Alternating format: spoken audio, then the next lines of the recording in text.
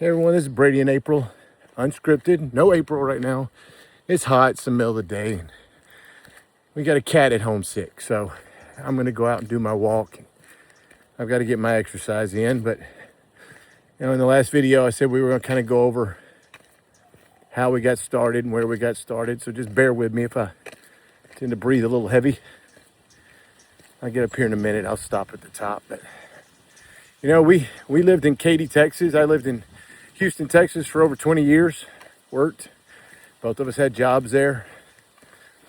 And I guess back in 2021, back in 2020, we bought a ranchette, 40 acres in West Texas, out in Junction. A lot of people from Texas will know where that's at. Just when COVID hit. And, we happily named it the 2020 Ranch.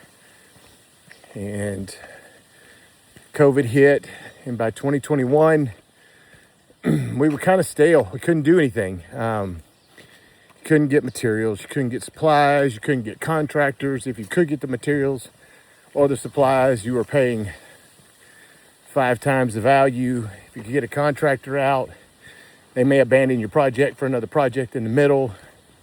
We saw it happen to multiple people. And ultimately, we got as far as clearing a lot of the land ourselves, building some driveways, and putting in a well and electricity. And the cost was just, it wasn't coming down. Banks were really not wanting to loan you anything for fear of default. Everybody was just kind of suffering. And we still had our home back in Katy. And this was going to be kind of a retirement place for us to build us a little ranch, a little farm. And just ultimately it wasn't going to work. I mean, what we were going to pay for it, it would never be worth it. So financially, it really wasn't making a lot of sense. So I guess in late 21, 22, my wife said, hey, her biggest dream in the world, she's had a lot of dreams that I've done my damnedest to make come true, that just nobody else would have in the past. And they weren't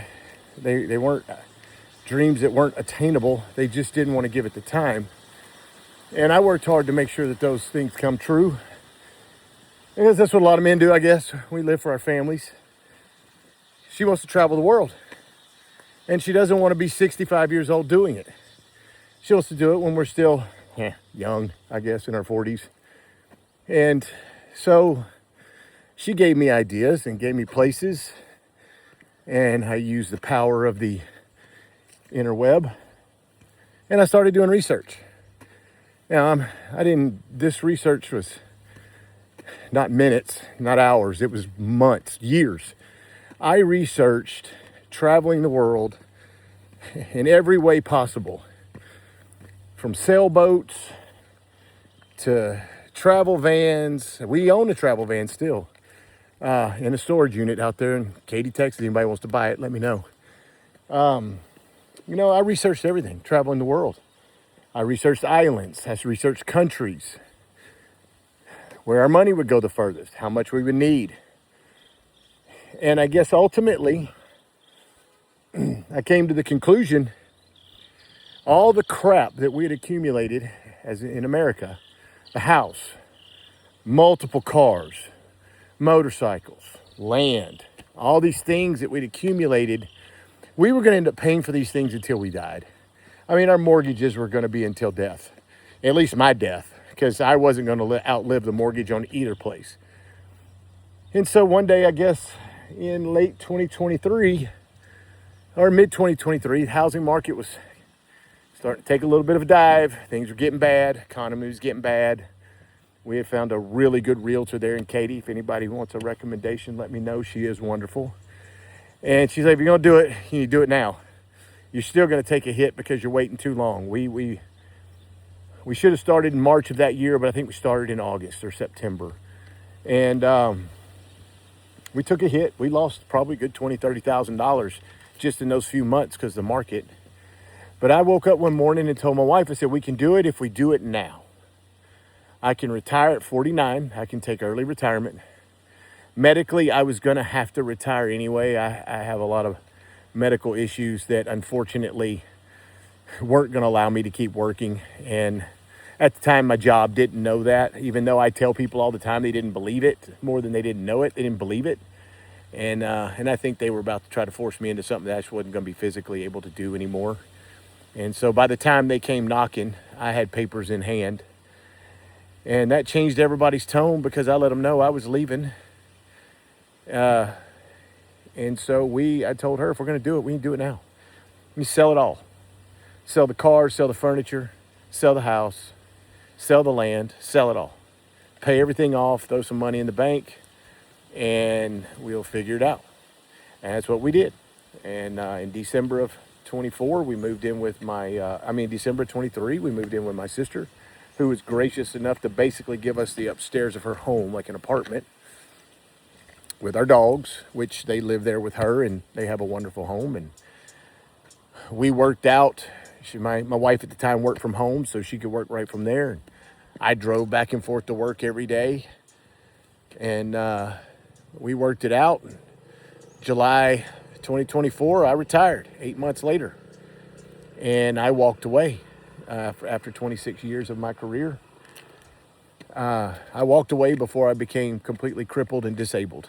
And which is still probably going to happen at some point in the next 10 or 15 years. But I'm trying to fight it with every inch of my body. That's why I'm out here exercising in the heat of the day. And we left. We sold it all. Our kids are still back in the States. Technology keeps us close.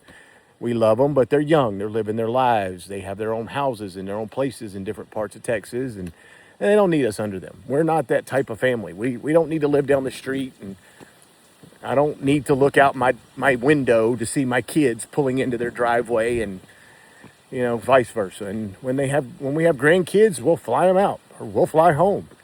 But I'm not raising them. So it's one of those deals where we're just not that dynamic. We're very close, but we just don't need to be each other. So us leaving was not really hard. And that's a beautiful view back there if you can see that. Sorry, I'm a little shaky. I just walked up another hill. But anyway, my wife's been a traveler her whole life. Her daughters were very used to that. I've always wanted to travel and have done some traveling, but never to this extreme. And I just think I needed a partner. And she was the best partner. She is the partner. She's my partner. And her dream sounded amazing. And I wanted to live that dream. She's done a lot. She's been a lot of places that I haven't been. And it just sounds wonderful. So we sold it all. And that's the hardest part, I think, for a lot of people to get started, is releasing yourself from the items, these items that we value ourselves with. That's one thing you'll start finding when you start going to a lot of these countries. Your car, your house, they don't value you by how much you paid for it. If it's the newest model. There's people driving. I drive a 30-something-year-old vehicle and a 16-year-old scooter. We have a new little scooter that I ride occasionally, but we ride the old ones. You're not valued by that. There's some nice vehicles on this island. Biggest truck you're going to get's a Ford Ranger Raptor, and you're going to pay for it. And they're pretty, but they're almost too big. So you're not valued by the clothes you wear, and you're not valued, and you're not prioritized by the things that you have. You're prioritized here in a lot of these countries by the way you live your life and how you treat people. That is one of the major reasons why we live where we live. And I'll get to that, later down the line in some more videos, and really give you some ideas on how to do it. But, the first place we went when we flew out of the U.S. is we flew down to Bonaire, the ABC Islands, Aruba, Curacao, and Bonaire. And we landed in Bonaire, and we love Bonaire. Bonaire is hot. And unfortunately, it is a foreign country. It is expensive. Everything there is imported.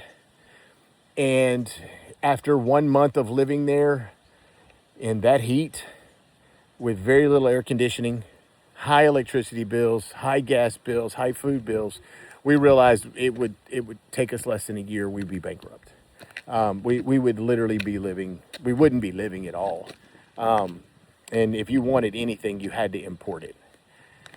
And so, I mean, but Bonaire, for a place to visit, wonderful island, beautiful island.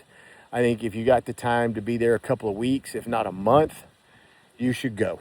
It's a place to see. We loved Bonaire. We could have lived there if the financial situation, economy, etc.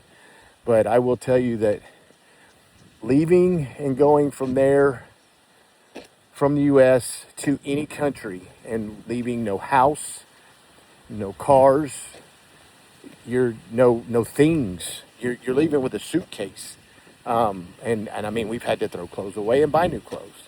So you're gonna find that is going to be the hardest thing. Is I worked so hard to pay for all this stuff, and I will tell you that the reality of it is, if you buy a home and it's not your forever home, why are you holding on to it then?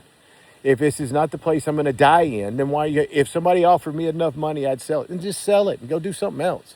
In your car, same way. Hey, why do you hold on to them for 10, 15 years? I want a new car. So what? You don't. It's just a car. It's going to break at some point. You're going to have another car note at some point. The odds that 90% of the people who are listening do not even have enough money in the bank to write a check for a brand new truck because they cost so much. And in the economy is just so bad, and it didn't make sense for us to stay. And of course, me taking early retirement, I make less money. Now, I am partially disabled. I'm fully basically disabled. I couldn't go back to work if I wanted to, and hopefully one day disability will finally pay me. That process is, again, in our country, in America, longer than it should be. In all these other countries, it's short, but whatever. It is what it is. Still an American. Still got to file for it in America. But the fact is we just don't make the same amount of money. So we have to live somewhere that our amount of money will go the furthest and give us a comfortable life. And, ultimately, Southeast Asia did that. Now, there are more choices. You don't have to be here in Thailand. There are other places, but Thailand is where we chose just because of the people. But anyway, our second stop was, our first stop was, Bonaire. And like I said, we loved it. We flew back, reset ourselves. Our daughter got married. And then we flew from there and reset ourselves. And then we went from there to Costa Rica. And Costa Rica is a video all in itself. Our opinions on Costa Rica, we love Costa Rica, but our opinions on it are different. And I'll touch on that one in the next one. So stick around. We'll see you on the next one. And everybody have a good weekend.